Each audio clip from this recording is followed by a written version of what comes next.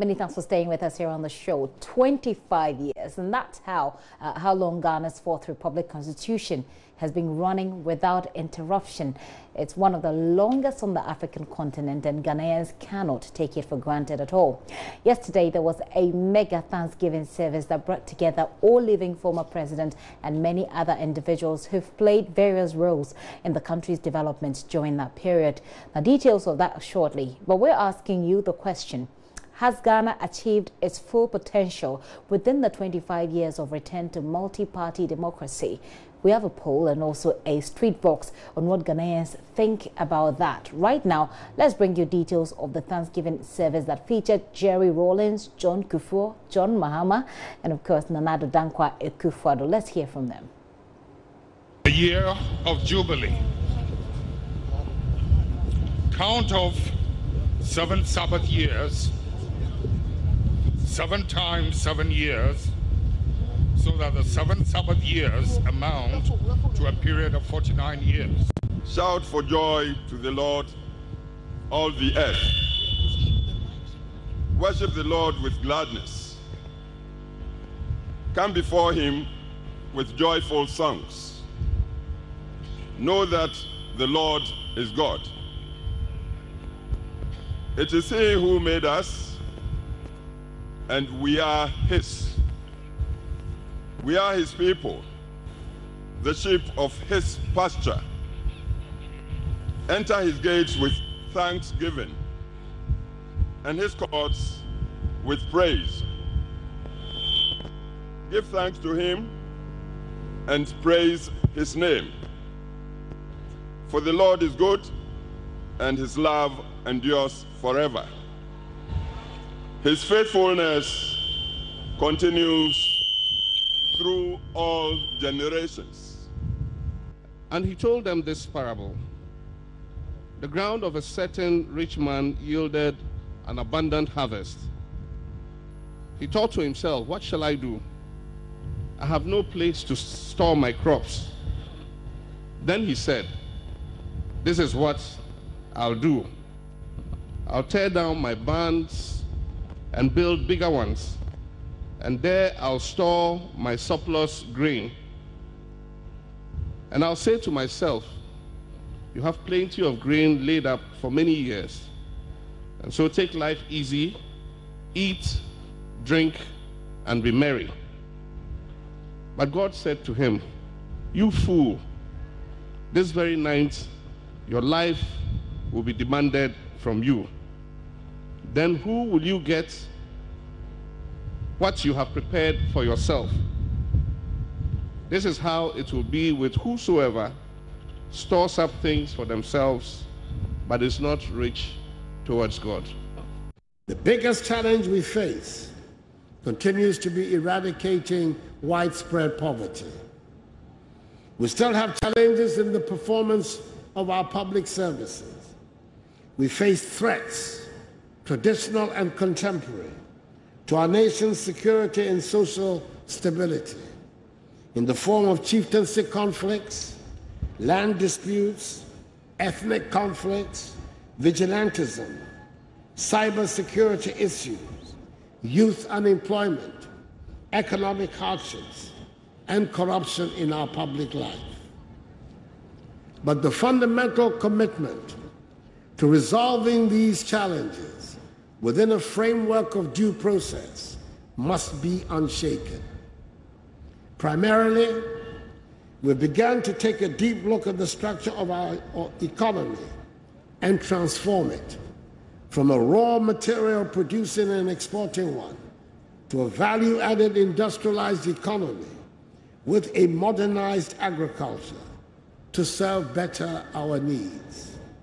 The era of Ghana's industrialization has dawned so that we can trade in the global marketplace, not on the basis of raw materials, but on the basis of things we make, inspired by our sense of enterprise, creativity, and innovation. It is the most effective way we can generate jobs and wealth for the masses of our people and join the ranks of the developed, prosperous nations of the world. Our goal has to be constant: to fulfill the hopes and aspirations of Ghanaians who yearn for improvements in their living standards, in conditions of peace, security, and solidarity, and to put Ghana onto the path to sustained progress and prosperity. Well, you've heard all of our former presidents, including the current president, and such a sight to behold, isn't it? We've been talking to people on the street who are asking whether or not you believe the country has achieved its full potential. Hear this. I don't think so. I don't think so, because every government comes, he makes his own decision. The ministers, the MPs, they only think about themselves, not the country. You see, we the people who are the voters think about the country, but the ministers and then the MPs, they don't think about that. They only think about their money, how to build hotels, how to make their money with their family. That is all, including even the president's house. All of them, they are making their money. They don't think about the country. Continue praying. Other than that, this country, nobody has heart for the country, but the person has heart for himself and his family, including even the president's self. In that Ghana has done well. Compare Ghana to other countries, especially West African countries and other Central African countries, really, Ghana has really done well. But too, when it comes to Ghana, to see the way we are all living together as one people, no matter the tribe that we are coming from, we are all living as one people. One thing is that, our leaders should think about the people. They should really think about the people. Really, Ghanaians are suffering. The minority are suffering. When I say minority, I mean those who don't have anybody to speak for them. They are really suffering. So all I can say is that Ghanaians should do well, our leaders should do well, and think of the people and the children coming so that the future will be brighter. Although Ghana is doing in terms of peace, in terms of peacekeeping and that stuff, Ghanaians are doing well, but one thing is that the people are crying. Inwardly, the people are crying. So Ghana should try to do something about that thing so that at least our people have a better place to stay. Well, potential maybe, but I think it's good that we've enjoyed peace and stability for the past 25 years. But it's also expected that that should translate into some level of development. And that's the part I haven't seen yet. And well, maybe, but for some people it's acceptable. For me, it's not. Because 25 years of stable democracy, compared to other countries here in Africa, like Rwanda and the rest, I think we've not done so much in terms of the development bit. But potential maybe, but I lost my hope some time back, so I'm not so sure. But we still remain positive though. I think Ghana as a nation, we have come a long way, and looking at where we've come from and where we are going, the kind of leadership that is in place as we speak, Ghana has a future. Every government that comes has tried to contribute his or her quota to the development of the nation. So I think with the right leadership and mentality, Ghana is going to be the star of Africa as we all dream of. I think Ghana has come far in terms of our 25th year anniversary of our constitutional rule. When we compare us to other countries, you could see that Ghana is thriving. And I hope we have room to do more. We are still young. We still have challenges though. But I believe as far as you and I, we are concerned, if we do our part and the government also does its part, Ghana will move forward. Unlike other countries that people are not finding it easy. After all, we are okay. But there are other things that our leaders need to do. Now we all know that we have a job opportunities problem. People complete school and then they are still in the house, finding it difficult to get their daily bread. So my appeal is that they should help us. After school, you should get job so that money that your parents spend on you, you can also take good care of them.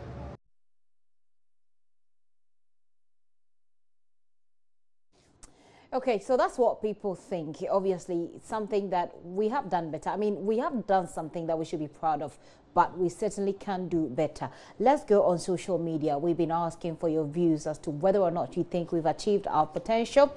This is what you think. So we're asking. So basically, that's the question that you have up there. Has Ghana developed to her full potential in the last 25 years of fourth Republican multi-party democracy?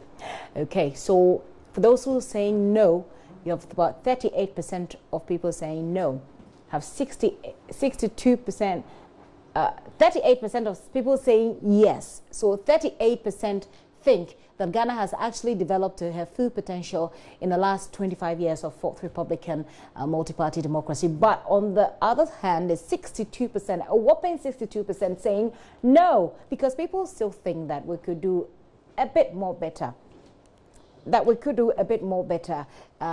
Even though we have something to boast about, people talk about peace and stability, etc., we could actually do a lot more. What do people think in detail? Moses Anglina is asking full potential. I'm sure you want to find out what exactly we mean by full potential. Full potential as in being a blooming democracy, being a blooming country where we can be engaged or engage each other in an intellectual space without necessarily getting all partisan and all petty, I guess. Raymond Ablo says, what kind of question is this? In the first place, the Fourth Republic is yet to deliver any meaningful development. So certainly what we're talking about, and that's what the question is about, Mr. Ablo. So far, you say, our democracy is nothing beyond rituals of regular elections between which we prepare for the next with prayers for peace and non-violence and prophecies about who will win the presidential elections. After elections, very few politicians, their party members, friends and families benefit at the expense of our collective development. So, Mr. Ablo, if you are answering this question, you say, in this case, how do you ask such a question? Now, what you're saying is a no to the question that we put up there. All your reasons that you put there indicates that we have not developed to our full potential as a country. So I take that as a no. Joe Abuaje says, we are not there yet. To attain full potential in terms of development, we as citizens need to change our way of thinking. And Joe Abuaje, I can agree with you perfectly on that. We need to reach a level of sophistication where the sophistication we talk about is not just about the vehicles and the big rides that we have on our streets and the big shoes and the big and the long wigs that we wear, but our mindset about cleanliness, our mindset about holding government and holding politicians accountable to their words. Kojo Ablodepe says, no country could develop to her full potential in 25 years. However, Ghana has taken such a long time to make any meaningful impact with regards to development, partly because of corruption, abuse of office, and the blatant abuse of our laws. It's time for the new generation to think outside the box and start the development process all over again. Countries like Malaysia, Singapore, China, and others are making significant progress in trying to develop to their full potential. And I believe that Ghana could go down that road with revolutionary and fearless leaders who could take the bull by the horn in order to make a difference. Kojo Ablodepe, I couldn't agree with you more. So the thing is, and you, all of you on that page have said it all. It's all about how we develop our brains, how we develop our mindset. Development indeed isn't all about the skyscrapers, because if it is, then we are nowhere at all. But our ability to develop ourselves as individuals and what we do with that development that move our nation forward, that's really what it's all about. And as you're all saying, we aren't there yet. We need a system that propels us. There are a lot of Ghanaians who are making it outside the country, making it elsewhere, because there are systems that support it and there are systems that they adhere to. But when they come to Ghana, they tend to live the way Ghanaians live. They don't obey the law because the system allows it and they can go scot-free. Anyway, so that's a little bit of thought, food for thought for you, something to provoke your thought as a Ghanaian. How do we move on from here? 25 years. We celebrate our achievement in terms of democracy, but that someone will tell you is all about a 4-year cycle of election. Of course, we've been stable. but we could do a lot more. Let's now hear from the experts. Governance connoisseurs Ibrahim Tanko Amiru of Star Ghana and Dr. Kojo Asante of the CDD have been speaking with my colleague Mamabi Owusu-Abuaje earlier on the AM show. The Independence Square could have been the culmination of conversations and commemorations across the length and breadth of the country, so that we then bring it all together in a celebration. Perhaps maybe the organizers are thinking of starting with a big celebration and then going down to the local level. I would have preferred that we started from the local level, built up, the awareness, the consciousness, the conversations around what did we achieve, where are the gaps, etc. And then say, okay, now that we've had these conversations, let us celebrate. So, yeah. Okay. But the CDD has issued a statement, and then you outline a number of things that we have not been able to achieve, even though we're 25 years. And I want you to go over some of the things that you've talked about. Yeah. And if there is hope, if we haven't been able to do it in 25 years, well, in how many years can we do it? Yeah, the life of many countries, some of them are much older than us as a country. But I think we've achieved a lot. I think our statement was to draw attention to what we consider as really structural things that you need to completely overcome in order for you to achieve the lofty idea of a Ghana beyond aid, which is basically a self-sufficient Ghana, where our people's welfare are completely, their needs are met. We've reduced poverty, people are working and so on. But one of the things we highlighted was the fact that we've had basically voice without accountability. What we are doing here is a free expression of voice. You see that on radio shows everywhere. There's a huge proliferation of media platforms for people to engage. But we still hear all of those exposures about corruption. We still hear, government or different organized institutions just completely not being prudent in the management of our finances, in terms of the way they take decisions, how they consult. So there's a lot of noise, but we are not getting what is critical to any democracy, which is accountability. We still continue to run basically a boom and bust economy that has produced jobless growth. So if you look, we have sustained growth for a period of maybe about 20 years. It was, I think, around 5% sustained growth, and very few African countries were doing that for many years. But we are not creating jobs in this economy. We get the growth, and then we go through election cycles, and there's huge deficits. So all the gains that you made disappears, and then you go back borrowing, trying to repair the economy. So you have this cycle after cycle, and it's not sustained. And then when you talk about social development, the biggest challenge, yes, we reduce poverty, but for most people, they are always borderline between, just you can get into the poverty line so easily, just because of inflation or any kind of macroeconomic dynamics that occur in the economy. So we really have not built diversify the economy, make it strong enough to resist the shocks. Reliant on commodities and so on, and then inequality is rising. So these are huge structural things that if you have to fix if you are going to. So we thought that it was important that on this day, that is the kind of reflection. You also talk about a lot of power being invested in the executive, yes. And then the RTI bill. Yes, that has not been passed. Yes. RTI bill, which itself is kind of symptomatic of sometimes where our priorities lie, because everybody puts out that we want to be transparent, but one of the most important legislation that would completely deepen this process of accountability is being a football game between political parties. And nobody really has given any cogent reason why it cannot be passed. They always give some technical reason why it's not. So I think this was a way, as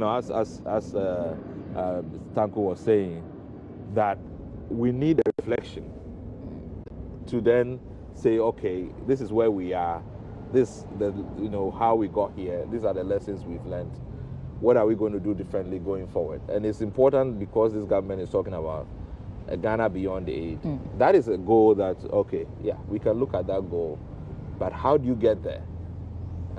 And if you're going to get there, our suggestion is that you need to address these kinds of problems to get there. Tanko, what do you make of some of the details that CDD is sharing in this statement as we mark 25 years? Well, I completely agree with them. I think, was it in 2016, the Economist Intelligence Unit, did a ranking of democracies across the world. You had the strong ones, you have the fragile ones, and you had the weak. And Ghana was classified as fragile democracies, particularly because, we scored very high on electoral democracy. We do the ballot box thing very well, and everybody praises that. But after the voting, what else? That is where we've scored very low. Public participation in governance, citizens' ability to be able to hold the government accountable, institutions that are able to work as they should, without looking over their shoulders or taking their marching orders from some others. A democracy that is, yielding dividends for all the citizens of this country. These are critical areas that we need to reflect on. Yes, it's good. We've had 25 continuous years, of democracy or democratic governance. We're able to change our those who rule us. We're able to make our voices heard through Parliament. Some impunity has been addressed in some ways because the courts are functioning, etc. But beyond that, is that sufficient? And I think that, whilst we're congratulating ourselves, we need to be very, very mindful of the fact that this democracy is very fragile.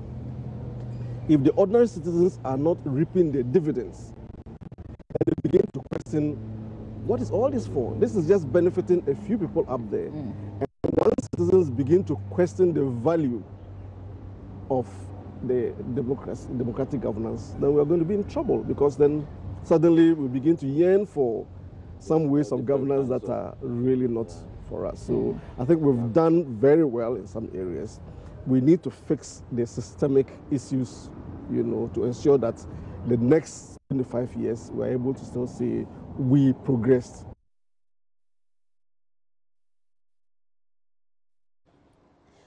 Ghana, 25 years of republic. We're celebrating it, of course, looking at our achievement and what we can do going forward.